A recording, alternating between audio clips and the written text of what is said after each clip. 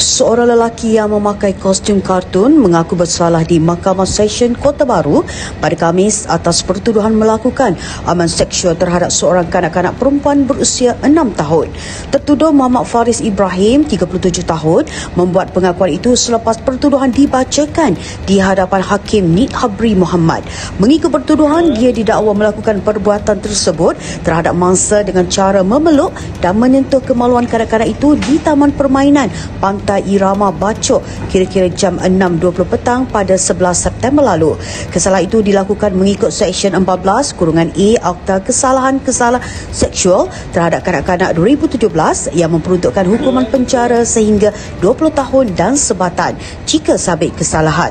Mahkamah tidak membenarkan tertuduh diikat jamin dan menetapkan 23 Oktober depan sebagai tarikh sebutan semula kes. Pendakwaan dikendalikan oleh Timbalan Pendakwa Raya Ahmad Faiz Fitri Muhammad, manakala tertuduh tidak diwakili peguam.